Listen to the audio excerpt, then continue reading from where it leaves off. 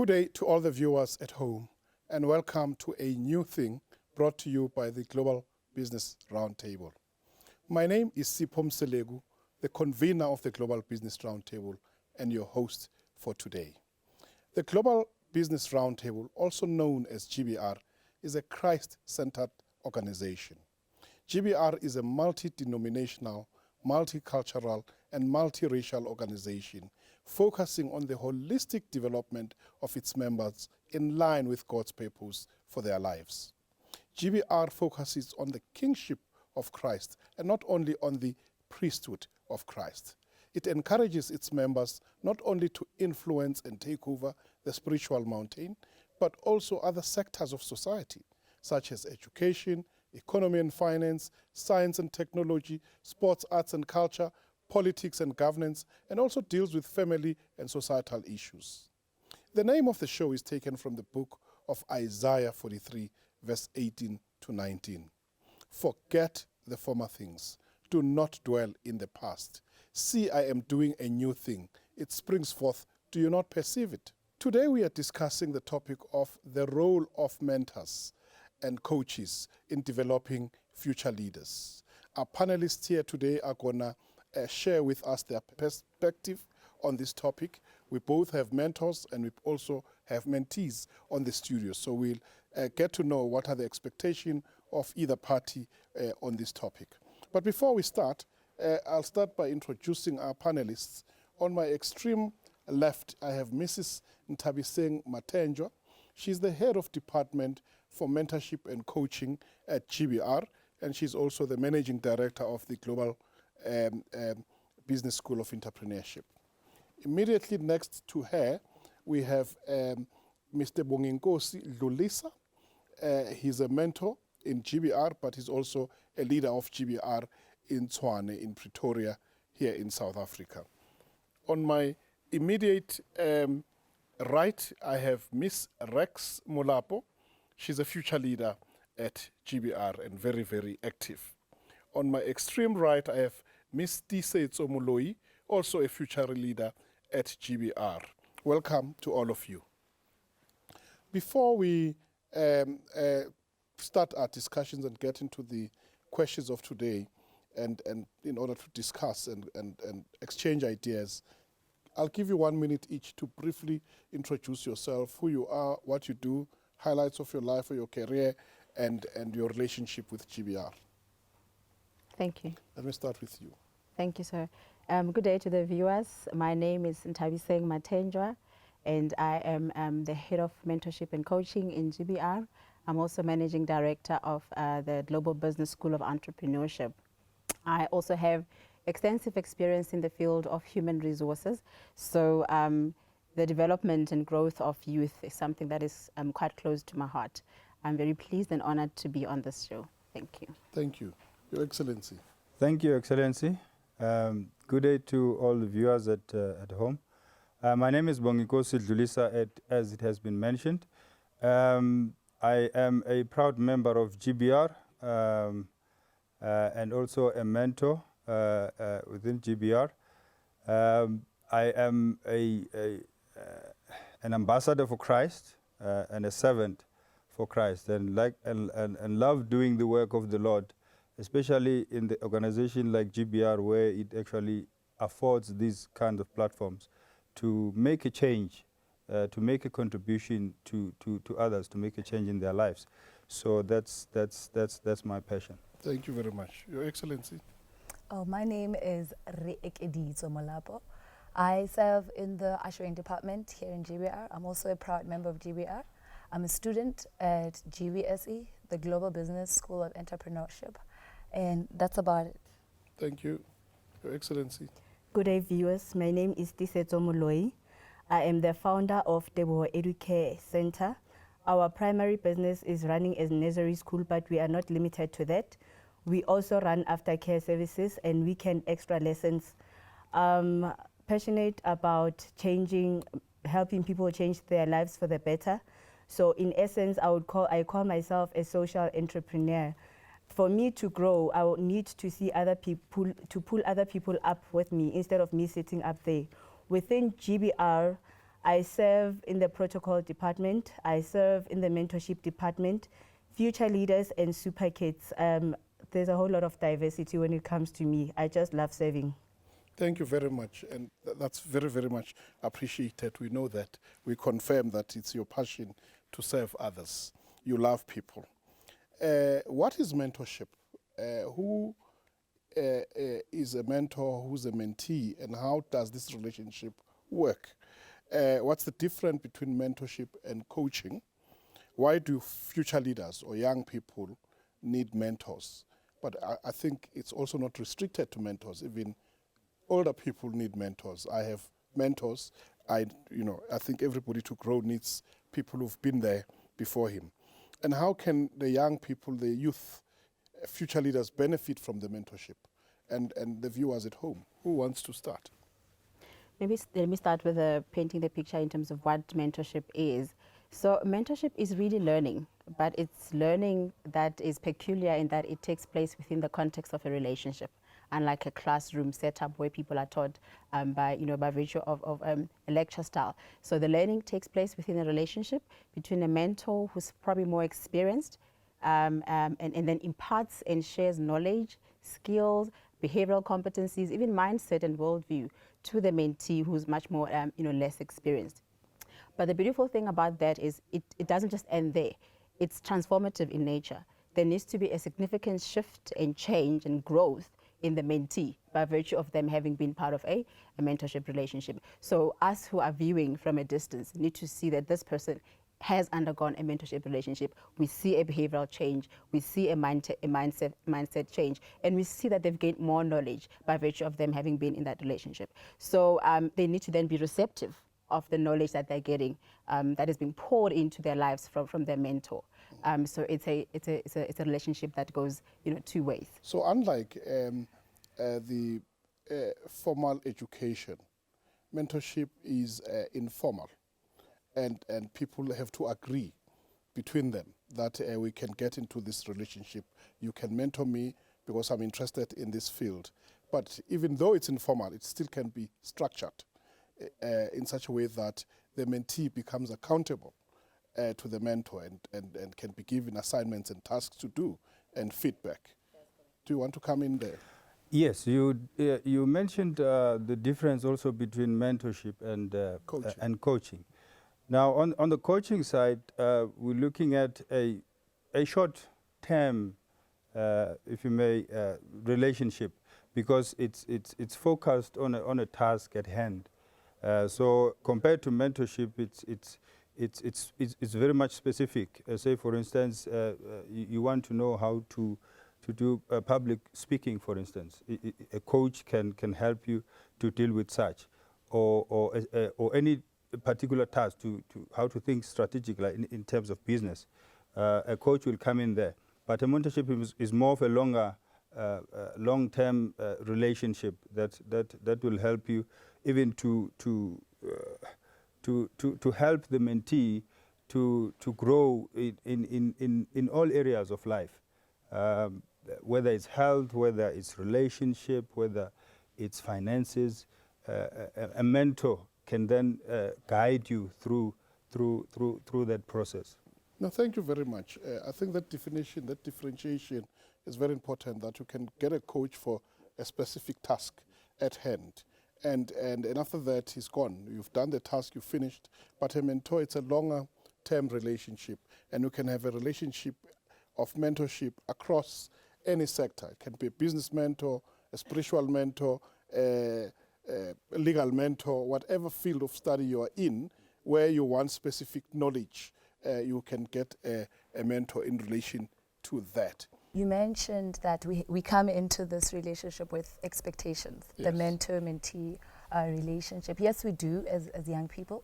We want someone who is going to be able to lead us in the right direction. We want someone who has more experience than we have. Because as young people, we're crazy, we think we have everything figured out, and we sometimes veer off in the wrong direction. But I personally want a mentor who's going to be able to show me the right path and tell me these are the hurdles on that path. these are the bumps on this path and all of that, and then guide me and give me that support system to say, okay, here you are, you need me to show you the right route, and then they do that for me. So those are the expectations I come into the mentor-mentee relationship with. And why we need mentors, there's so many reasons why we need mentors as young people. But like I said earlier, that we need someone who's walked the path before us to walk us through that path, so that we should not repeat the same mistakes that they may have done before when they were younger. So that's one of the main reasons why I go for mentorship. That's a very, very good reason, because you don't want to make the same mistakes as you say. And there are people who've already gone through that route who can tell you, avoid this, avoid that, check that thing, and you may trip there, and that's wisdom. Your Excellency. To add a little bit on what Rex said, you know, when we talk about somebody who has gone through something, they can give you a better direction. Also, the most important thing that a mentor must be is honest. You have to be honest. For me to follow your lead, you have to be honest as to say, look, I've been through this, and when I took this route, this is what happened. And also, you have to be confident in what you are doing. We also have this mindset that we know what we want, we know how this should be done. So when we go to a mentor, some of us will have that mentality, I just want to hear your side, but I think I already have a direction as to which way to go and which way not to go. And in addition to that, the tricky part of getting the best mentor for yourself, you know, it's easier when you can see. One thing about us, we look at our environments, we look at the people that are around us. Hence, it's easy to say, I would love to be mentored by that person. And the one person that you would choose to mentor is the person that you see as successful in your eyes. If you don't see success, I will not pick just anyone to come and mentor me, because where is this person going to lead me and guide me towards? And also, the best mentor I can get for myself is someone who's in the line of business or a career that I would want to engage into. Somebody that's going to help me differentiate between a passion for something and something that is a calling. The problem with following passion dies out. As much as you love working in something, passion dies out. But if it's a calling, no matter what happens, whether passion dies out or whether it becomes, it goes uphill and challenging, you will stay in that, knowing that very well that I know this person is going to take me through that, and there is a goal that I want to reach. Yeah. Well, calling, the one who called you will sustain you and will keep you passionate, you know, and that's a very, very important thing. But you've mentioned very important, you must get a mentor in your field, in what you want to succeed. You can't just choose a mentor because he's a mentor. It must be for a specific purpose to say, I want to develop these skills in A, B, and C, and I see these qualities in this person and that experience. But you also touch on a very important point that mentors have to be honest to share their own experiences, good or bad, failures and successes, because there's a lot to learn out of failures than out of success. And so it is through failed experience that people grow. And those are the things that you need to share as a mentor with the people you're mentoring. Absolutely. You want to come in here? Absolutely. I wanted to just add to that, you know, it requires authenticity on the part of the mentor to just open up, freely share, you know, lessons learned, and so that to help the mentee avoid, you know, banging their head on the same spot that the mentor, you know, made mistakes. So it also requires somebody that's reflective. Because, you know, as a mentor, for you to be able to crystallize your mistakes into insights, you need to have reflected and introspected on them to be able to say, okay, I erred in 1, 2, 3, and therefore crystallize it into a lesson learned that you can then impart, you know, to somebody. But I also wanted to dwell a bit on the issue of benefits, if I can just sell the benefits of, you know, mentorship and coaching to some of our youth, in that it really shortens your learning curve. You know, because you don't have to go through, it fast tracks you, right? If it took me 10 years to learn a skill, you can, you know, learn it in 1 year or 2 years because I've crystallized it for you. But, and so you can leverage on that, you know, as a mentee, but also you're able to leverage on the networks the person that's mentoring you. You don't have to go build your own networks from scratch. You leverage on their networks and you grow then from there. So instead of starting from the bottom, you start from their shoulders. You rise on their shoulders. So that's another benefit that I believe mentors mentees rather should enter into such relationships to be able to leverage from such. And I think let me leave it at that and leave you a bit of a chance to say some more. Well, I would like to look at this as well, that as much as mentorship is seen as benefiting the mentee, it actually benefits both, the mentor and the mentee. So I think it is important to get into this relationship with a very open mind, knowing that there's always something to learn out of it. Although the mentee benefits more, but the mentor also learns some things from that. So it's a very it's a mutual kind of a relationship that is happening. But also I think Your Excellency, you mentioned the difference, or what is the difference also between counseling, and I happen to do that as a Christian counselor. That when you sometimes do mentoring, you realize that there are some things that needs counseling before you actually do the mentorship. Because if you look in remember the number line from school, you've got 0 in the middle, you've got plus on the other side, and you've got minuses. So on the mentorship side, you want to start from 0 and go to the positive. But you find out that there's something that is lacking that happened in the past, which need to be resolved first. Exactly. So you then either refer that person to a counselor, or if you are equipped in that area, then you can start with that process and get it to 0, and then from there, then you can take it on and be able to help the person through. It's a very important point that you mentioned, because in other words, all unresolved issues need to be sorted out. They will block first before a mentoring process starts. And it's wise mentors that would see that I can't mentor this person until he or she's undergone the counseling. And then that person psychologically is ready to start the mentoring program. Because most of the time, these mentorship programs fail because people are not ready. They come with a lot of issues into the relationship. And I like that point, because I've tried to mentor people where I saw that after 1 or 2 sessions, you realize that there's something wrong here. And I can't reach through. A person can't hear. You talk to a person, but a person cannot hear. And so I think I didn't have the wisdom of seeing that refer this person somewhere else.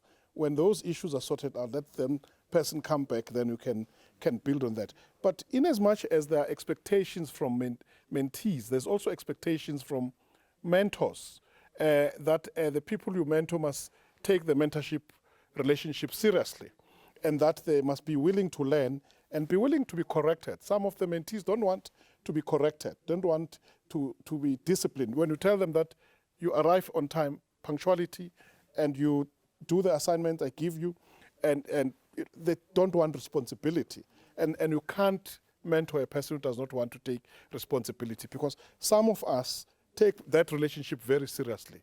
So it's very, very important that we also look into both sides, that whilst we have expectation as mentees, mentors have expectation, because it's your track record as a mentor. If you mentor a person and that person fails, and the person goes out there saying, so and so is my mentor. By you. So you want to ensure that the people you mentor succeed, so that it reflects back on you. Yeah. It's your credibility. What can be done to encourage more people to enter into this relationship of mentorship and mentee?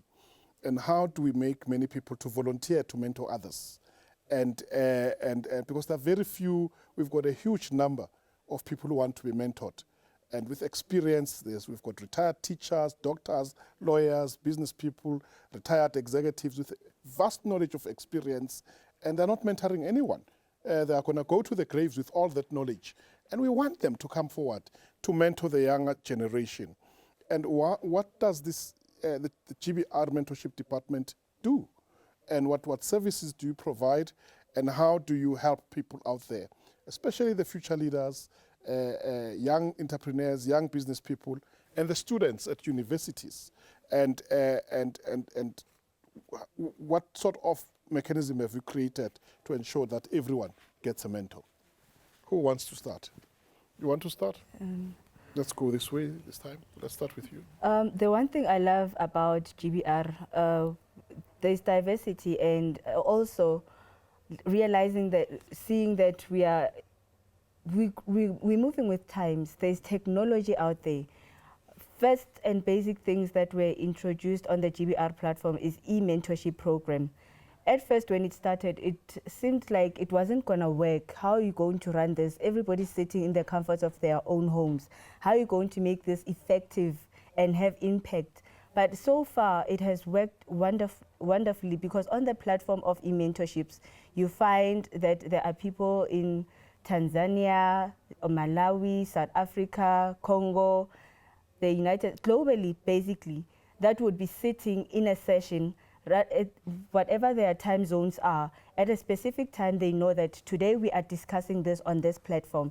And in that sense, you know that after the WhatsApp, the e-mentorship on WhatsApp, you can still go back to those notes. You create your own notes. You can still go back to check who has said what, when, and how. It's long knowledge that cannot be lost, because there is record that each and everyone, wherever they are, keep. You have to keep record of these mentorship sessions and not take it for granted that you've learned this and that. And the nice part about it is that as much as there will be one mentor who has been assigned to mentor a specific session, you will uproot other mentors on the group, and even find that the people who are in the discussion, they find out things about themselves that they did not know. They find out that they know things that they did not know. And you get your moments like, oh, now I know, oh, okay, I know that this is the route that I was taking and I was in the right path. So in that sense, it has been working wonderfully on the e-mentorship platforms. And also, when it comes to issues of mentoring someone, do not take it for granted that this person relies on you. They rely on you. They need your time. They need your resources. Remember, when you mentor someone, it doesn't mean that they are beneath you or anything like that. It just means that you just need to help them step ahead. There is one thing that I once read. It said, for you to live longer, you have to impart the knowledge that you have. So even in death, you will still be alive, because there'll be this one person who will forever sing your name to say, I am where I am because of this person. It would be lovely to see a whole lot of people getting into the mentorship programs with regards to what can be done for this to continue. Remember that people may not have a full understanding of what mentorship is. They may know that I want to mentor someone, I want to have someone grow and be at a certain level, and me knowing that I help them to get there. But they do not have a full understanding of what mentorship is. Maybe even if we were to break it down to say, as a mentor, you need to have, as much as you have your diary, your schedule, your mentee must be part of that schedule. You have to diarize. It must be a set appointment and should be respected like all the other appointments that you may have in your diary, because imparting knowledge is also you gaining something. It's not just you giving and you're not getting anything in return. That's very, very important. Actually, powerful points you've made, that mentors are investing in the future of others, are leaving part of themselves. Even when they're long gone, part of them remains with those people that they've impacted, that they've shared their lives, that they've shared their experience. That is why we're inviting you sitting at home, in whatever field you are in, to avail yourself, to plow back with your skills, with your knowledge, and invest in the younger generation so that we can have better leaders of tomorrow. Where do you want to come? Yes, I would like to add on the points she raised, very profound points that she raised right there. I remember I had a bad experience with where I had a mentor who was not so much available. We did not have the chemistry that we were talking about earlier, and it became a huge problem. I would have to constantly call them to say, remember the appointment we made, and then they would reschedule and all of that. So it was a big mess, and eventually I didn't gain much out of that mentor-mentee relationship. And the way it had happened, how we were matched, it was just done like, yeah, you should just go to anybody else whom you want to mentor you and all of that. But it wasn't done properly, which is what GBR is trying to avoid by coming up with this department and making sure that proper structures are put in place where you don't just match people out of like randomly, but you match people based on the area they're in and then the area that the mentee wants to get experience in. And also there should be that chemistry. Chemistry is really important. Key. It's key. And if you don't have chemistry with your mentor, it always turns out bad. Because mentorship relationship tends to be very personal and private. Mentees come into your private space, and you must not be irritable with them when they need help. They want you to make a call, help them, call that bank manager who does not want to give them a loan, etc., etc. So it's very, very, very important that there's chemistry. I think I want to touch on the point of what needs to be done to encourage these relationships or people mentoring others. I think it starts with the heart. It's a heart attitude that you want to do this. You want to make a difference. You want to leave a legacy. Because from the department, I know for a fact that they are always available, even at your chapter, or to invite them to come and explain if need be.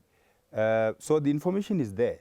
It's just for us to say, I'm available. I'm availing myself and my skills and my experience and my knowledge and talents and all that to help other people. So I think it's a hard it's that attitude. I mean, you look at great men like Dr. Miles Monroe, who lived and even now people are reading his books, are watching his videos. He has mentored a whole lot of other people who are still benefiting now, even if he's gone. Yes. So it's that kind of attitude that we need to help others. But I think that the commitment issue as well in this relationship is very much key, because you find people avail themselves and then the either party does not commit. So if the relationship doesn't work, there's nothing wrong with stopping it and look further, because obviously you'll be stuck. Yeah. So I think it's important that we avail ourselves and make sure that we die empty, like Dr. Miles always say. You die empty when you live on this earth. You don't live with all the skills and all your knowledge and everything else. I think that's a very important point. You've made two key points. That mentorship, it costs to be a mentor. It will cost you your time. It will cost you your space. It will cost you your resources, your networks. And you have to open yourself up. Do not do it if you don't have the heart for it, because you do not want to disappoint God's people. So that's a very, very important point that you've made. But the second point you've made is the point that people can mentor you through books. Buy books, read books, and there are people that you may not have physical access to them, but that you can read their books, you can watch their DVDs, listen to their CDs, and you can learn a lot of those. The TV programs that we watch, those people mentor us. There are programs that you watch on TV, seminars, sermons, and they impact your life powerfully. What is the GBR offering on the mentorship department? And after that, we're going to take your final thoughts and inputs on this topic and your word of advice to the viewers as to what to expect and how they can identify right mentors or mentees. Okay, thank you very much. Before I move on to explaining the mentorship program from a GBR perspective, I wanted to just spend a second to elaborate and build on the point that Rex mentioned on the chemistry, and just to add a dimension of trust. Because this is, learning in a mentorship relationship happens within, from a relationship. Trust is very important. The mentor can only share and impart and pour themselves to the mentee to the extent that they trust the mentee. with the information that they're sharing. So the deeper the level of trust, the more the mentor can share, to the mentee. And likewise, the mentee can expose their weaknesses and their vulnerabilities to the extent that they trust that their vulnerabilities and weaknesses are safe with the mentor. So trust becomes a very important glue. But also security of the mentor. As a mentor, I should not compete or feel the need to compete with the person that I'm mentoring. I need to actually, wish for the mentor to be greater than I am and literally, stand on my shoulder. So those are two things I wanted to just touch on. But coming back to what our GBR mentorship program offers, our program is two-part in nature. We offer the e-mentoring program that Tiisetso alluded to earlier on, where we have e-mentoring groups that cover holistic development of our members, ranging from spiritual development, personal development, financial development, marital issues, you name it, we have it. And the beautiful thing is you get it at the comfort of your home. You get rotational mentors from all over the world that are able to just literally pour out their knowledge, wisdom, insights, and experience to you in a 2-hour slot per week. So the beautiful thing about that is you're not only getting from one mentor, but also from the collective wisdom of the people that are in that particular group. So that's e-mentoring. We also have one-on-one mentoring, where you actually have one mentor journeying with you on a person-to-person basis, meeting with you, contacting you telephonically, to guide you and help you navigate, your challenges. The beautiful thing about that is that you get to then learn more on, tacit knowledge. You tap into more the tacit knowledge that the mentor has, where you're able to even, observe them in action and learn things that cannot be crystallized and codified into writing or into a book. You just see how they manage certain situations. You just learn it tacitly. So that's the beautiful thing about one-on-one, person-to-person, mentoring. And so if people are interested to participate in any of this mentoring, be it one-on-one mentoring or e-mentoring, you're welcome to contact us on mentorship at globalbusinessroundtable.com and indicate which area you want to be mentored in. We will link you up with a mentor. We have a database of mentors that are experienced in various fields. We are able to match you with a relevant mentor to meet and suit your needs.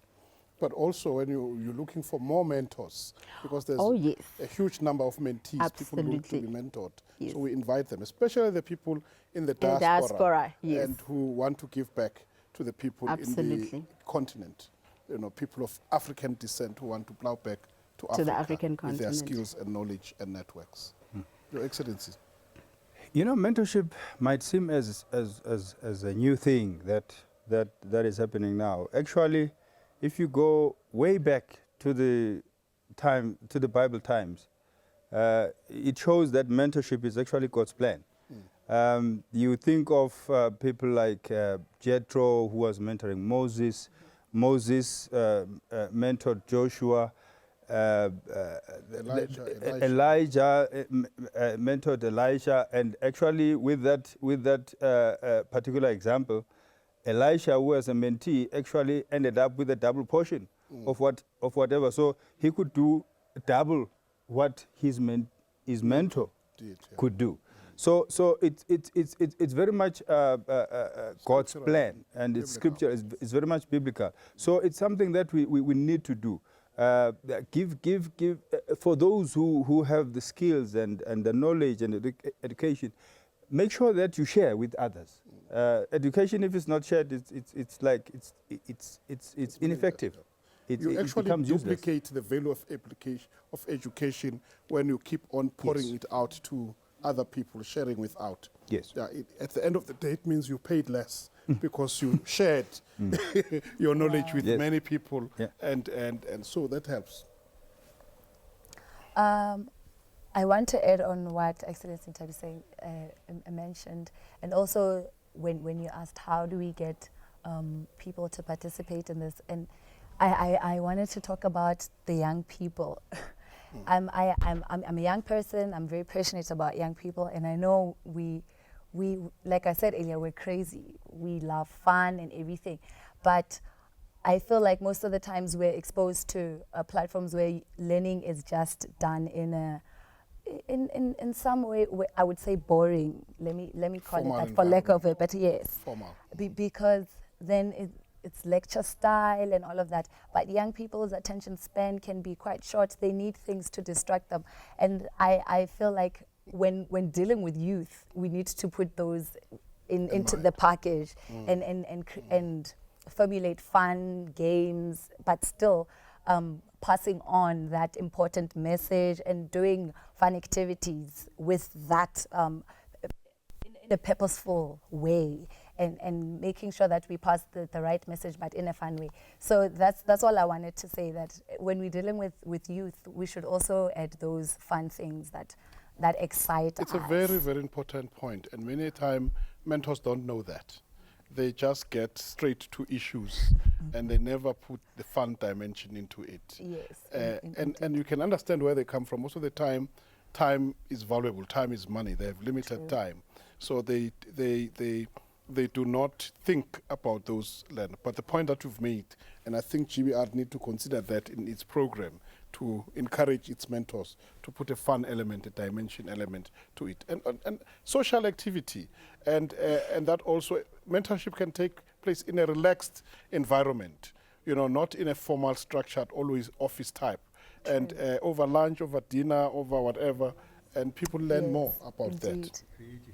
Yes, you've just been creative. Your Excellency. Before I get into what I wanted to say, we have the last 2 minutes. Is the last 2 minutes? Yes. I remember once while working for one corporate company, I was called into the general manager's office, and I thought I was in trouble.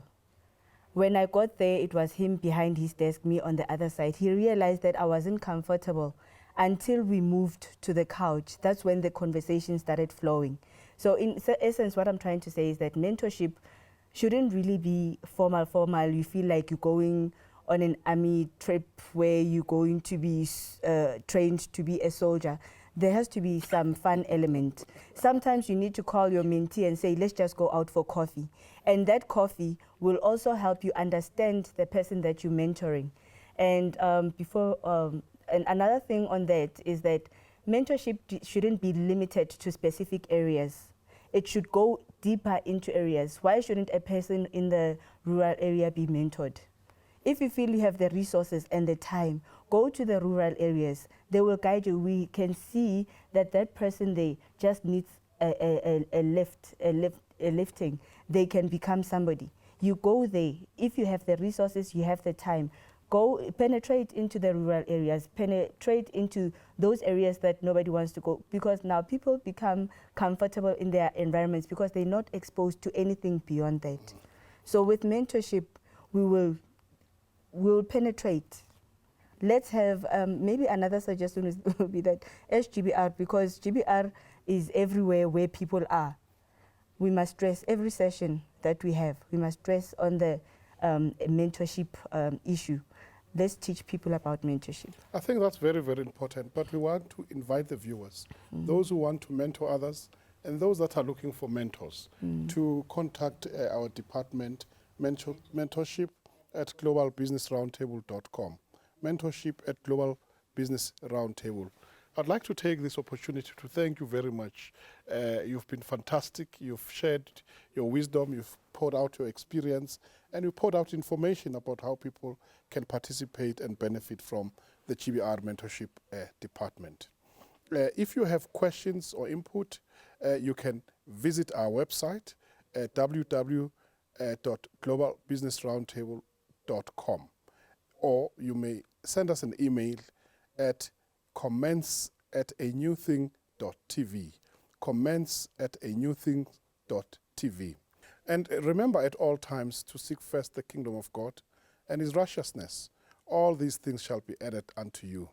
That's Matthew 6, verse 33. See you again next time, and God bless.